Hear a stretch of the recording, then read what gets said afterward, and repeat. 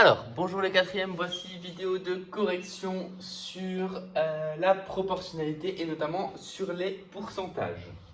Donc dans cet exercice, c'est vraiment un exercice bilan puisqu'il s'agit de répondre à la question est-ce qu'on a de la proportionnalité, d'utiliser et de calculer un petit pourcentage. On n'est pas encore dans le calcul de variation de pourcentage, mais en l'occurrence, on va y venir dans les exercices suivants. Donc, s'agit-il d'une situation de proportionnalité? Donc, pour répondre à cette question, je vous laisse observer le graphique. Donc, normalement, la réponse est directe à l'aide du graphique. Comment doit-on répondre à l'aide du graphique? On regarde la forme de la courbe. Est-ce que c'est une droite? Première question qu'on se pose. La réponse est oui, puisque les points sont alignés. Est-ce que cette droite passe par l'origine? La réponse est oui également, même si c'est vrai qu'on aurait aimé avoir un point qui nous indique vraiment le passage par l'origine. Là, on peut du coup voir que cette droite a l'air de passer par l'origine. Donc, il s'agit d'une situation de proportionnalité, car là, le graphique représente une droite qui passe par l'origine. D'accord? À partir de ce moment, vous avez affaire à une situation de proportionnalité et on n'a rien besoin de savoir d'autre. Donc, ensuite, quelle proportion maximale de ce camembert peut-on consommer pour ne pas dépasser 6 grammes de matière grasse? Alors, on regarde, donc là c'est de la lecture graphique, 6 grammes de matière grasse, donc là on a en ordonnée les matières grasses, en abscisse la masse de camembert en grammes, donc je dois repérer le 6 grammes sur l'axe des ordonnées, il est ici. Le 6 grammes ensuite sur la courbe, je le projette, ça donne 40 grammes de camembert.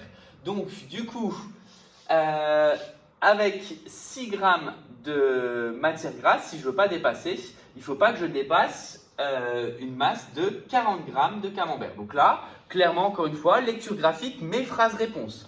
Donc pour les deux, je ne les ai pas écrites, mais bon, je vais quand même faire l'effort. La première réponse était oui, il s'agit d'une situation de proportionnalité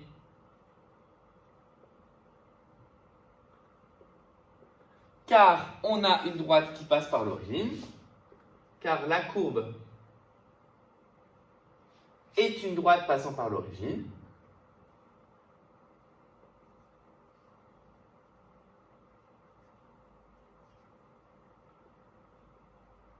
Et réponse à la question B.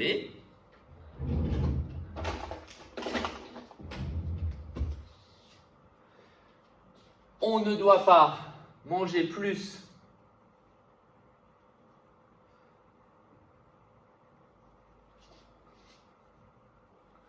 que 40 grammes de camembert. Je vais réussir par trouver un stylo qui fonctionne pour ne pas dépasser 6 grammes de matière grasse. Et là, donc, petite pensée à certaines personnes qui, durant le confinement, ont peut-être un petit peu exagéré. Je pense à certaines personnes de Sainte-Marie auxquelles il y aura peut-être quelques dédicaces qui suivront. Aujourd'hui, pas de chemise à carreaux, pour pas te ressembler. Mais dans tous les cas, pour ne pas dépasser 6 grammes de matière grasse, tu ne dois pas ingérer plus que 40 grammes de camembert. Voilà, petite dédicace qui me fait rire tout seul. Je pense que la personne se reconnaîtra. Donc, quel est le pourcentage ensuite de matière grasse de ce camembert allégé? Donc là, on doit savoir, en termes de pourcentage, c'est pour 100 grammes de camembert, cela représente combien de grammes de matière grasse?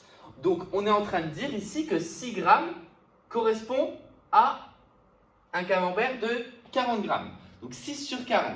Et la question qu'on se pose, c'est en pourcentage. Donc autrement dit, on peut très bien représenter ça sous cette forme-là. Donc on doit calculer les matières grasses représentent 6 grammes, le total, ça représente 40 grammes, et donc 6 sur 40, ça représente combien sur 100? Donc soit on fait un petit tableau de pourcentage, ou alors on calcule tout simplement 6 sur 40. Alors 6 sur 40, je peux même le faire de tête, puisque ça me fait 3 sur 20, Et pour repasser à 100, il faut que je multiplie par 5. Donc ça me fait 15 sur 100, c'est-à-dire c'est un camembert allégé certes, mais 15% de matière grasse. Donc 15% de matière grasse dans un camembert signifie que sur 100 grammes de matière de fromage, il y a 15 grammes de gras. Ensuite, quelle est la masse de matière grasse contenue dans un camembert de 240 grammes? Alors là, plusieurs façons de faire, mais on sait que 15% représente la masse. 15% c'est la quantité, la proportion de matière grasse. Donc ici, cela revient à calculer 15% de 240 grammes. Encore une fois, sous forme d'un tableau, c'est jouable, mais on peut également voir ça sous cette forme-là. Donc 15% de 240 grammes, ça veut dire que si le camembert pèse 100 grammes, il y aura 15 grammes de matière grasse, mais vu qu'il pèse 240, bah ça revient du coup à calculer 15%, donc 15 sur 100 fois 240, ce qui revient aussi à se dire, bah, ça revient à faire comment je passe de 100 à 240 en multipliant par 15 par 2,4. Le 2,4, on le retrouve en calculant 240 sur 100. Donc ici, 15, moi je vais faire de tête 15 fois 2,4. Donc 15 fois 2, ça fait 30. Ensuite, 15 fois 0,4. 15 fois 0,4, ça fait 6. Donc j'ai dit 36. Donc 36 grammes de matière grasse. On aurait pu se dire aussi, pourquoi on ne le lit pas sur le graphique? Qu'est-ce qu'on voit? C'est que le graphique s'arrête à un camembert qui pèse 160 grammes. Mais en prolongeant le graphique, on aurait peut-être pu essayer de trouver la réponse à l'aide d'un graphique. Donc là, vous voyez, je ne suis pas passé du tout par les tableaux, mais les questions, à partir des questions C et D, tout était réalisable par le tableau. Donc voilà un petit exercice qui parle de cuisine.